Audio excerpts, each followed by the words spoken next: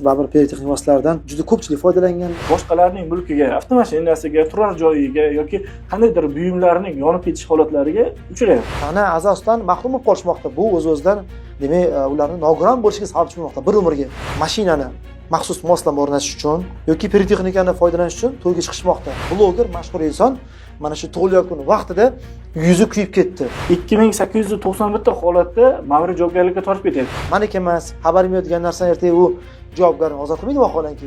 23:00 dan ertalab 16:00 ga qadar hech qanaqa bir tinch ahvol tinchligini buzish haqqi yo'q hech kimni. Shu paytgacha otib kelingan-ku salyut. Endi nima men to'yimda salyut otolmaymanmi degan baribir savollar paydo bo'lishi mumkin. Oxir oqibatda bir to'y aza bilan yoki tug'ilgan kun bir aza bilan yakunlanishi ham mumkin. Shu narsani ko'chada yurtdoshlarimiz topib olib, o'z vaqtida tegishli tashkilotlarga taqdim etsa, javobgarlik yo'q.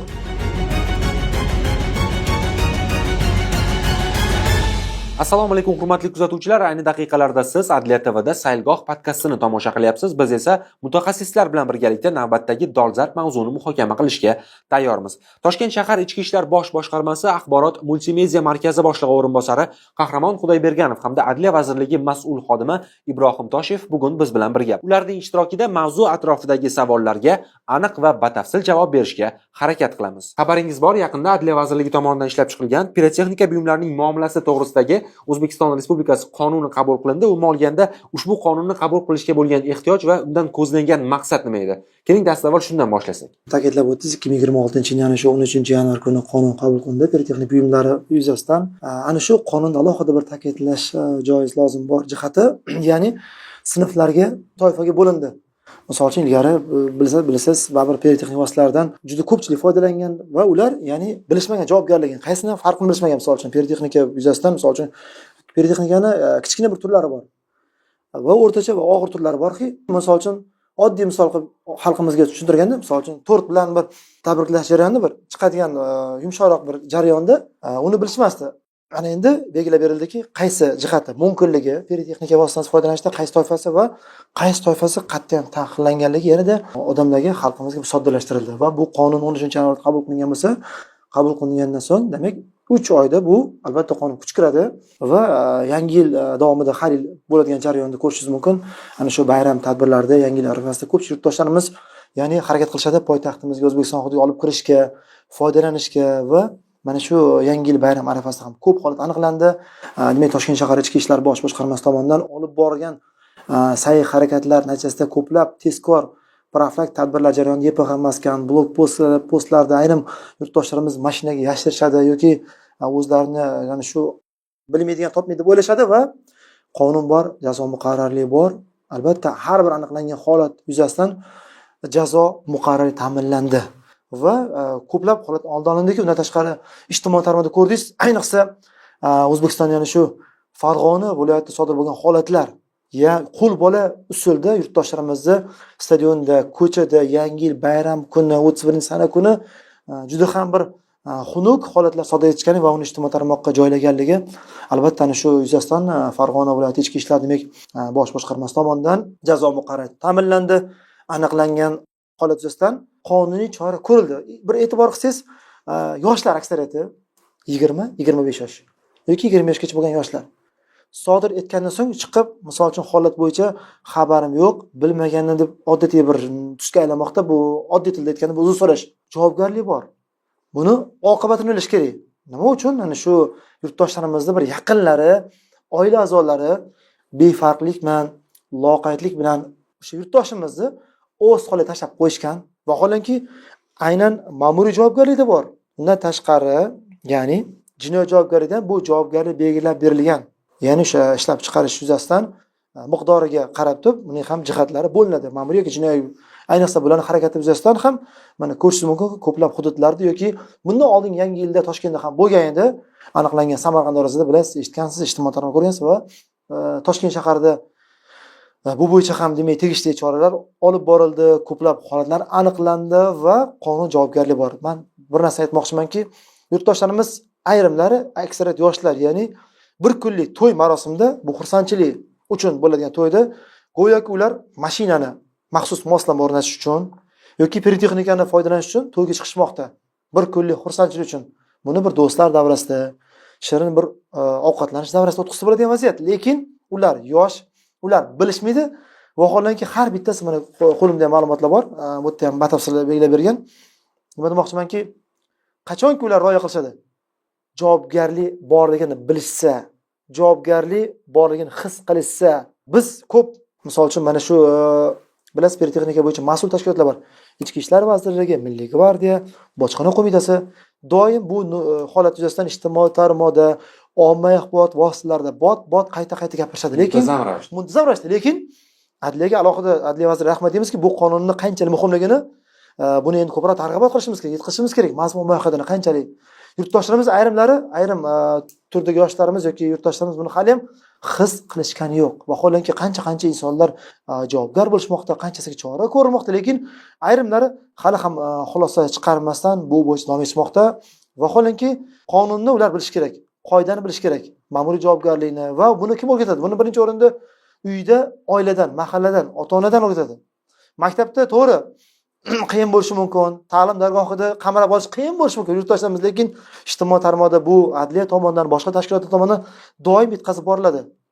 Misol uchun ijtimoiy tarmoqning har bir sahifasida, lekin ayrim yurtdoshlarimiz xabarim yo'q, kecha O'zbekiston keldim, bilmagandim, hozir topib oldim.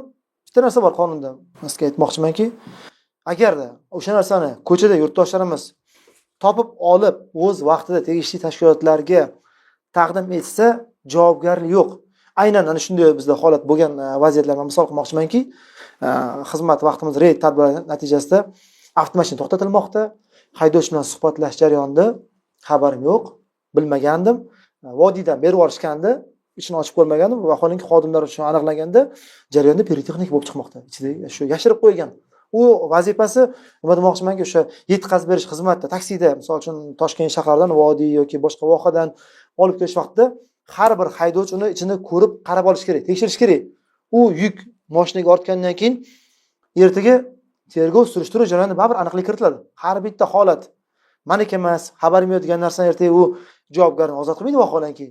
Shu narsani alohida aytmoqchimanki, agar shu vaziyatda o'zida yurtdoshlarimiz darhol zudlik bilan ko'chadan topib olsa yoki shu bo'yicha xabar bersa, o'zlarining mashinasida kimdir o'sha narsa vaziyatda xabar bersa, u insonni javobgarlik tortilmaydi.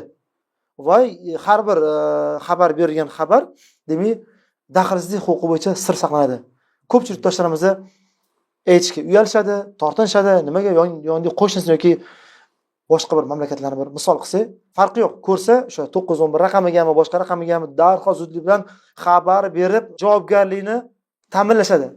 Nimaga buni biz aytmoqchimizki, ko'rdik biz mana. Misol uchun Yangi yil arafasida yoki Yangi yil bayram tadbirida qancha yurtdoshlarimiz shifoxonaga borganligini, qancha yurtdoshlarimiz og'ir jarohatlanganligini, tana a'zosidan mahrum bo'lib qolishmoqda. Bu o'z-o'zidan, demak, ularning nogiron bo'lishiga sababchi bo'lmoqda bir umrga.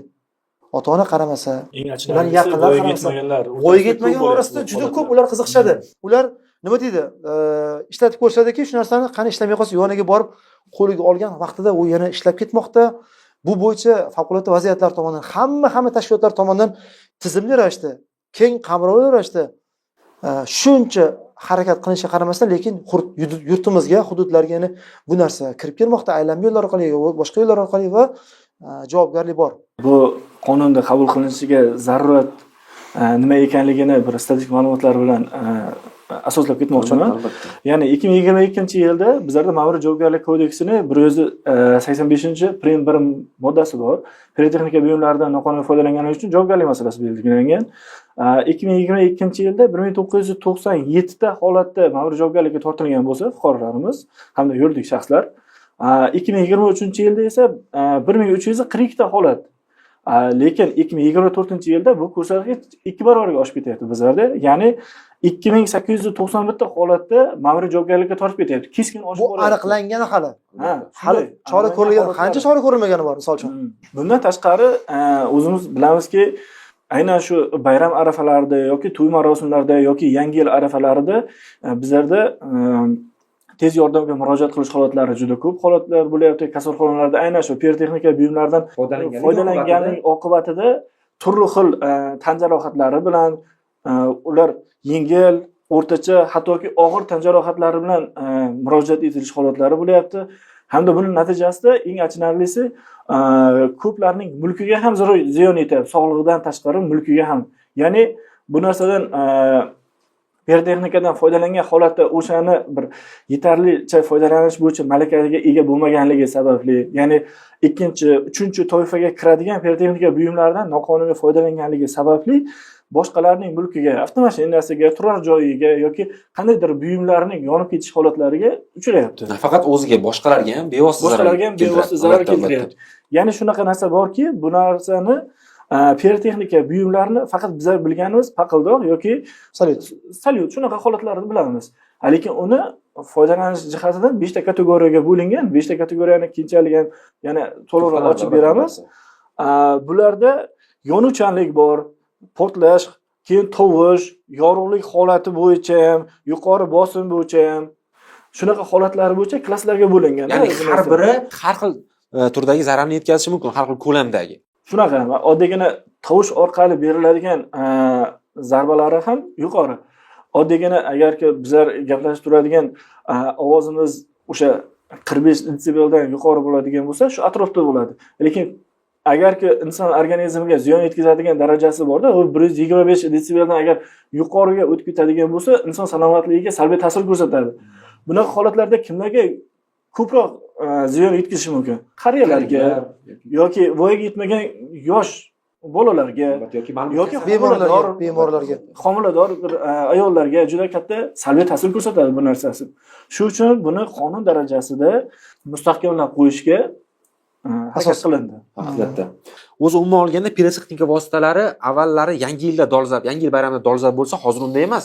Hozir boya to'g'ri ta'kidlab o'tdingiz, so'lgan kunlarda, tadbirlarda soat 12 bo'lishi bilan ayrim tumanlarda, ayrim hududlarda, ko'chalarda salyutlar otilishi boshlaydi va bu ham pirotexnika bo'yicha qonunchilikni buzish va aholi tinchini buzishga ham olib keladi. Nafaqat ana shu yashash manzillari, balki ayrim holatlarda ana shu restoran, kafelarning atrofida ham shunaqa jarayon ko'rib turibmiz yoki yashash manzillari, xonadonlar, turar joylarda ham, uchastka mavzelarda ham shunaqa holat qayd qilinmoqdaki, aytganingizdek, soat vaqtini qarab turib, aynan tungi shu 12:00 bo'lishiga qaramasdan ham baland ovozda mana shunday pirotexnika vositasidan foydalanish, baland ovozda qo'shiqlarni qo'yib, raqsga tushib, atrofdagi o'sha tinch aholini dam olish vaqtiga, madaniy o'sha dam hordiq chiqaradigan vaqtida buzib ham bundan tashqari 2-3 ta qoidabuzarlik holatlari ketma-ket qayd qilinmoqdaki, o'z navbatda bu tungi vaqtlar biz bilamizki, tungi 23:00 dan ertalab 16:00 ga qadar hech qanaqa bir tinch aholini tinchligini buzish haqqi yo'q hech kimni, baland qo'shiq bo'ladimi, boshqa bo'ladimi, lekin bu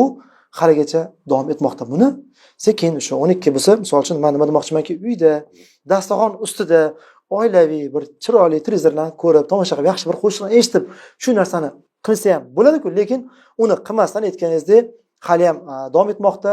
Bu o'z o'rnida yurtdoshlarimizni, aholimizni keskin e'tiroz sababchi bo'lmoqda. Juda ham ko'p aniqlanmoqda hozirgi kunda, lekin alohida shuni ma'lum qilmoqchimizki, bu mumkin emas. Yurtdoshlarimizga, aholimizga ruxsat bersangiz murojaat qilmoqchi edikki, bu bo'yicha agar yana holat aniqlansa, agar shunday bila turib yoki yana shunday demak tadbirlarda, tug'ilgan kunlarda shunday qoidabuzarlik bo'lsa, bu kechirilmaydi. To'g'ri, xursandchilik, tug'ilgan kun deyishimiz mumkin. To'y marosimida ham misol uchun bir marta qilinadi, hammaning kayfiyati yaxshi bo'ladi, kelin-kuyov siz kechirasiz. To'ydagi kuyov bola yoki kelinning yaqinlari yoki o'shani kuyovni misol uchun do'stlariga aytmoqchimiz, ota-onalarga. Mana shunday vaziyatlarda ertaga oxir oqibatda bir fojia bilan, oxir oqibatda bir to'y aza bilan yoki tug'ilgan kun bir aza bilan yakunlanishi ham mumkin. Buni har bitta biz nima ish qilmoqchi bo'lsak, oqibatini bir ko'raylik. Hech kim kafolat bera olmaydi. Bugun bizni tug'ilgan kunimizda, to'yimizda shu narsa bo'ladi yoki bo'lmaydi deb hech kim gapira olmaydi. Mana nima uchun o'sha to'y haqida yana gapiramiz? Biz ham yoshlik vaqtimizda ko'rganmiz. Har xil ana shu yoshlarimiz, yurtdoshlarimizni shu izolentaga o'rab turib, devorlarga otib, avtobusga otib, tepadan salafanda shu boltlarni olib tepaga otib, har xil jarayonlarda o'sha gurt ma'lum qoplamalardan mumkin emas. Hattoki mana shu holatlarni davom etishardiki, mana zamonaviylashib ayrim holatlar sodir qilishmoqda. Bu umuman qat'iyan taqiqlangan. Har bitta holatda mana shu alohida aytmoqchimanki, oddiy yumshoq misol uchun tug'ilgan kun davrida tort ustiga qo'yib uflaydi-ku. Mana shuni misol uchun aytishimiz mumkin, oddiy tilda tushuntirganda, ana shu kerak uni ham xavf-xatari bor. Ijtimoiy tarmoqda men o'zim kuzatgan narsam, bitta bloger, mashhur inson mana shu tug'ilgan kun vaqtida yuzi kuyib ketdi. Ayol kishi qiz bolani ijtimoiy tarmoqda bu mana shu yangi yil arafasida tarqalgan holatda men o'zim shaxsan ko'rib qoldimki, albatta tug'ilgan kun bo'layotgan vaziyatda xursandchilikda bu ertaga o'sha singlimizni, o'sha qiz bolani yoki ayol kishini o'zini sog'lig'ini bir umr 100 qismini bir nogiron qilishi, ertaga tashqi ko'rinishiga, o'zini hayotini bir xavf solishiga bir umr ertaga achinib o'tadi. Bu inson mana shu blogermi, boshqa ijtimoiy tarmoq faolimi mana shunday holatga tushib qolsa, uzoq muddat vaqt davom etadiki, buni davolashga. Agar o'zimiz xorijga olib borishadi, yana qancha bir mablag'ga, yana bir qancha bir bu jarayon tutalishga uzoq vaqt talab qilishi hamda mana o'ziga qilingan bitta kichkina bir xursandchilik bilan oxir oqibatda bir yaqinlariga ham bir katta bu narsa ta'sir qilishi mumkin. Albatta, bularni aytganingizdek hammasi arzimagan xatolik. Kichkina xatolik bu. Mana shunday pirotexnika vositalaridan foydalangan holda aholini tinchini buzish holatlari, ya'ni avval bu holatlar qanchalik tartibga solingandi? Avval ham bu pirotexnika buyumlaridan foydalanish tartibga solingan edi qisman, faqat bu qonun darajasida emas, qonun osti hujjatlari darajasida tartibga solingan edi. Bu dastlabki hujjatimiz 2010-yilda qabul qilingan Vazirlar Mahkamasining 234-sonli qarori bilan tartibga solingandi. Unda aynan o'sha pirotexnika buyumlaridan foydalanish tartibi tartibga solingan edi. Unga ko'ra bizda pirotexnika buyumlarini hozirgi 5 ta sinfidan 1 va 2 toifalardan foydalanish erkin bo'lgan. Bu 11 yil davomida turli xil muammolar, keyin boshqa odamlarning ko'ngilsizliklariga hamda sog'lig'iga hamda mulkiga ziyon yetkazganlik holatlari aniqlangan. Ya'ni o'sha biz biladigan ikkinchi toifaga kiradigan asosiy odamlarga zarar yetkazishi mumkin bo'lgan 5 metr radiusdan yuqori 5 metr radiusgacha bo'lgan pirotexnika buyumlari, ya'ni mushakbozlikda foydalaniladigan pirotexnika buyumlari boshqalarga ziyon yetkazganligi sababli bu narsa 2021-yilda Vazirlar Mahkamasining 724-sonli qarori bilan bularda foydalanish tartibi bekor qilindi. Ya'ni faqat birinchi toifagagina ruxsat berildi. Bundan tashqari, ma'muriy javobgarlik to'g'risidagi kodeksga ham o'zgartirishlar kiritilgan o'sha paytda. Ya'ni 185 moddasi kiritilgan, pirotexnika buyumlaridan foydalanganlik uchun javobgarlik masalasi. Bundan tashqari boshqa qonun hujjatlari ham bor.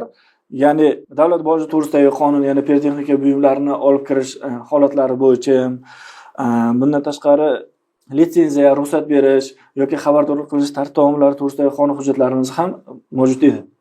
Tushunarli. Qahramon aka, mana o'zimman mana shu masalalarda gap ketganda noto'g'ri talqin degan tushuncha bor. Ya'ni fuqarolar ana mumkin ekan-ku, aytayapti-ku deydi-da, o'zlariga ham bu narsani mumkin deb o'ylashadi. Juda ham to'g'ri ta'kidlab o'tdingiz. Mana shunday bir bayram tadbirlarda yoki bir saygohlarda jarayonlarni yoki yangi yilda ham mana shu jarayonni ko'rish mumkin. Har bitta qilinayotgan narsa davlat tashkilotlari tomonidan u narsa qilinsa, birinchi navbatda to'liq xavfsizlik ta'minlanadi. Aholining shu ma'lum perimetrlari, ma'lum bir joydagi choralar bilan bu narsa qilinadi. Lekin ayrim yurtdoshlarimiz buni o'z boshimchalik bilan o'zlari mana shu narsani ko'rdim aytganingizdek fikrlab, noto'g'ri talqinda yoki noto'g'ri tushunib bu narsani qilmoqchi bo'lishadiki, o'z navbatda bular qonun qoidani buzishgan bo'ladi. Har bitta narsani o'zini me'yori bor, chegarasi bor va vakolatli bergan tashkilotlar tomonidan bu narsa qilinishi kerak. Bu ruxsat berilgan. Ayrim holatlarda aytganingizdek, mana shu narsa hali ham davom etmoqda. Biz nima demoqchimizki, bu narsani birinchi navbatda yurtdoshlarimiz bilish kerak. Qonuni borligini, javobgarlikni borligini, mana shu narsani biz doim bilasiz ko'rsatamiz, tushuntiramiz. Misollar bilan ayni shu yangi yilda bo'lgan jarayonda ham biz bemorlar bilan shifokorlarning o'zidagi mana shu so'zlar bilan ko'rsatib, batafsil bu bo'yicha alohida video lavhalar bu namoyish qilindi. Albatta bu kerak. Buni bilish kerak yurtdoshlarimiz, ayniqsa ota-onalar. Nima shu yangi yilda bir narsa alohida aytaman. Bu bo'yicha ko'p gapiramiz, doim tushuntiramiz. Yangi yil bayram arafasida hamma tashkilotlar tomonidan keng qamrovli targ'ibot tashviqotini olib borishadi. Lekin bolalarga yoki yurtdoshlarimiz ma'lum qilinsa, yoshi kattalar o'zlari o'rnak bo'lish o'rniga hattoki mana shu narsani o'zi sodir etib, o'zini sodir qilgan holatini ijtimoiy tarmoqqa joylab va ko'z-ko'z qilishadi.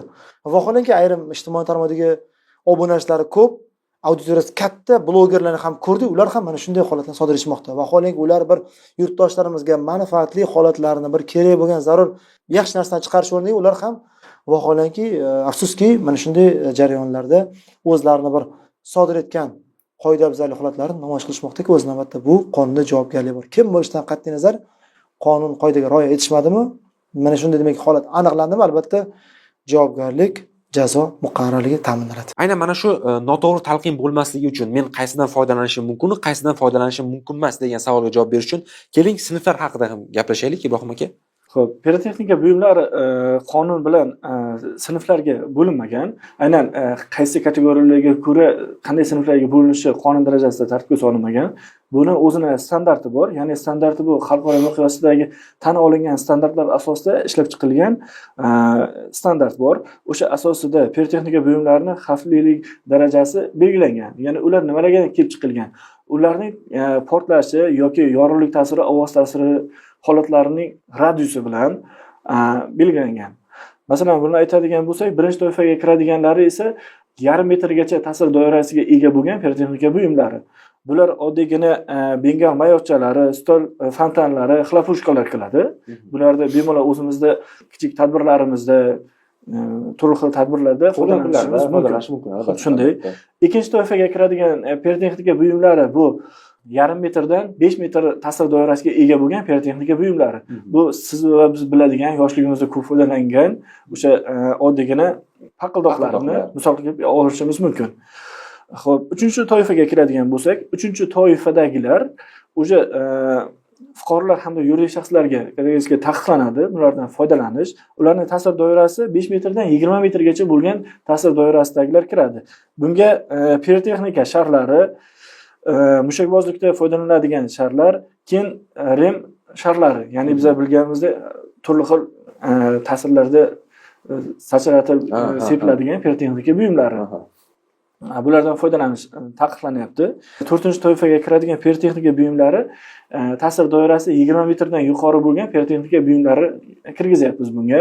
5-toifaga esa bu radiusi doirasi belgilanmagan. Bular ma'lum bir maqsadlarda foydalaniladi. Ya'ni harbiy maqsadlarda foydalanilishi mumkin yoki signal raketalari sifatida foydalanadigan pirotexnika buyumlarini 5-toifaga kirgizilgan. Qahramonga aynan mana shunday pirotexnika vositalaridan foydalanishni nazorat qilishda qaysi organlar o'ziga mas'uliyatni oladi? Demak, ko'rishingiz mumkin, Ichki ishlar vazirligi, Milliy gvardiya, bojxona qo'mitasi. Ba'zi bir holatda ular ana shu jarayonni tushunmay qolishadi. Yurtdoshlarimiz har bir aniqlangan holat bo'yicha albatta to'plangan hujjatlar tuzilib, tegishli tashkilotlar tomonidan albatta holat bo'yicha jazo muqarrar ta'minlanadi va ana shu olingan ashyo dalillar albatta yo'q qilinadi. Ibrohim aka, mana bu yerda javobgarlik ta'minlanadi dedilar. Aynan mana shu yerda javobgarlik masalasiga qanday bu qonun bilan o'zgartirish kiritildi? Javobgarlik masalasiga Ma'muriy javobgarlik kodeksining 185-1-moddasidagi o'sha javobgarlik holatlariga yana kuchaytirildi. Bunga sabab sifatida aytadigan bo'lsak, Ma'muriy javobgarlik to'g'risidagi kodeksning 185-1-moddasining avvalgi tahririda 5 baravardan 20 baravargacha miqdorda jarima belgilangan edi.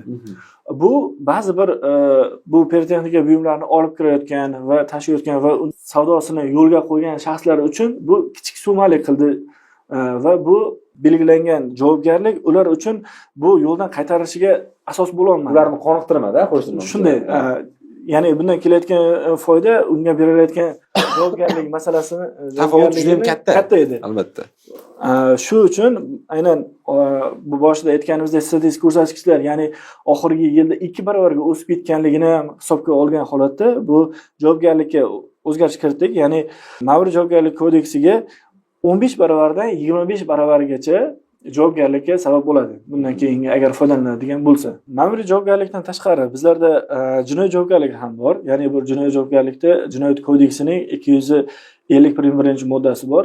Ya'ni bunda o'sha pirotexnika buyumlari yetkazilgan zarardan kelib chiqib va ularning hajmidan kelib chiqib jinoiy javobgarlik masalasi bor. Ya'ni 8 yilgacha ozodlikdan mahrum etish holatlari ham bor bu holatlarda. Bittasini qo'shimcha qilib yuboraylik. Albatta. Ko'pchilik aytadi, jarima oshiribsizlar, faqat jarima yo'q. Bizni o'sha tegishli mas'ul huquqni muhofaza qilish tashkilotlarining vazifasi kimdirni qonuniy chora ko'rib jarima qilish emas. Buni birinchi navbatda bu aytganimizdek oqibatni agar biz kurashmasak, oqibatini agar ular tushunib yetmasa, bunday jarayonlar davom etaveradi. Buni salbiy oqibatlarini, negizda bir qanaqa jarohatlanganligini va ana shu narsani agar biz yurtdoshlarimiz bu aytganimizdek hozirgi kunda ko'ringizmi, muhtaram yurtboshimiz tomonidan alohida mahallaga e'tibor bermoqda, mahalla yettiligiga e'tibor bermoqda. bir qator mana shu qonunlar ko'rishingiz mumkin. Mana yangi yilda mana shu 2026 qabul qilinganligini o'z navbatida bu kerak edi. Albatta endi yurtdoshlarimiz yanada hushyor bo'lishadi, yanada albatta ogoh bo'lishadi va bu bo'yicha o'ylaymanki, tegishli tashkilotlar tomonidan yurtdoshlarimiz buni targ'ibot tashviqot yanada kuchayadi.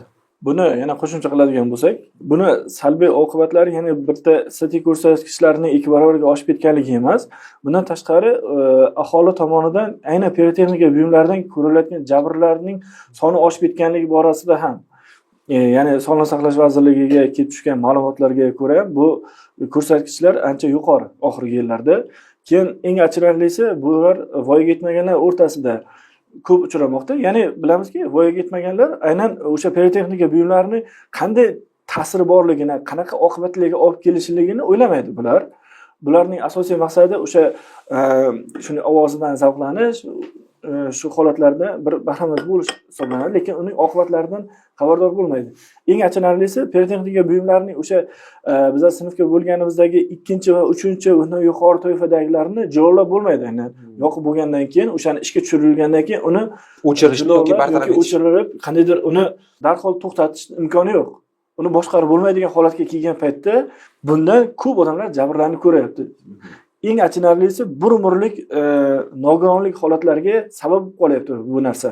Bundan tashqari, bu narsani ishlab chiqishda boshqa davlatlarning tajribasi ham hisobga olingan. Ya'ni ko'p davlatlarda bizlar qonunchiligini aynan shu javobgarlik masalasi, keyin cheklovlar o'rnatilish masalasiga nima sabab bo'lganligini qiziqib o'rganganimizda, asosan ularda milliy bayramlari yoki mustaqillik bayramlari, shunga o'xshagan bir xalqaro o'zlari miqyosidagi keng nishonlanadigan bayramlar arafasida aynan yong'in hodisalari karrasiga oshib ketganligi, sog'liqni saqlash tizimiga yuklamalarning oshib ketganligi va boshqa odamlarning shu jabr yetganligi holatlari keskin oshib ketganligi sababli ularda ham aynan shu pirotexnika buyumlariga cheklovlar o'rnatganligi sabab bo'lgan. Bizni bevosita tomosha qilayotgan tomoshabinlarda savol tug'ilishi mumkin. Hatto biz ham mana Qahramon aka ta'kidlab o'tdingiz, hatto o'zim ham ko'rganman o'sha do'stlar, o'rtoqlar davrasida to'ylarda salyutlar otish. Endi shu paytgacha otib kelingan-ku salyut. Endi nima, men to'yimda salyut otolmaymanmi degan baribir savollar paydo bo'lishi mumkin. Bu yerda yechim qanday bo'ladi? O'zi aslida shu vaqtgacha ham salyutdan foydalanish o'zi mumkin bo'lmagan. Bu jarimaga sabab bo'ladigan huquqbuzarlik sifatida baholab kelingan. Ya'ni 2021-yildan boshlab bu javobgarlik masalasi qo'yilgan bo'lsa, endi bu qonun darajasida ham javobgarlik masalasi og'irlashtirilgan holat bilan berilyapti. Salyut otish mumkin emas. O'zi aslida qonunchiligimiz bo'yicha. O'sha to'y bilan bog'layapmiz, tug'ilgan kun bilan yoki tadbir bilan bog'layapmizki, ko'rib ular ham mana qildi-ku qo'shnim yoki men yana ham qilaman deb bu narsani sodir qilishi mumkin. Yo'q, buni kechirasizlar, qonuniy javobgarlik bor. Yurtdoshlarimiz xulosa chiqarsin, yurtdoshlarimiz o'qib o'rgansin va doimiy ravishda ana shu nima deydi, tegishli tashkilotlarni rasmiy kanallar, masalan, Adliya vazirligi doim yangiliklar berib boradi. Mana shu Lexus kanalida bor, boshqa bir kanallarda bor. Saytlarni ana shu ijtimoiy tarmog'ini kuzatib borishlari kerak deb tavsiya qilamiz. Ibrohim aka, sizda agar xulosalar bo'lsa. Avvalo o'zimizning salomatligimiz va yaqinlarimiz, o'zimizning bolalarimiz hamda atrofdagilarning xavfsizligi hamda ularning salomatligini o'ylagan holatda bunday buyumlardan foydalanish boshqalarga ziyon yetkazishini his qilgan holatda bu narsa zarar ekanligini o'zimiz tushunishimiz hamda atrofdagi o'zimizning farzandlarimiz hamda boshqalarga ham bu narsani zarar ekanligini tushuntirib borishimiz ham farz, ham qarz deb o'ylayman.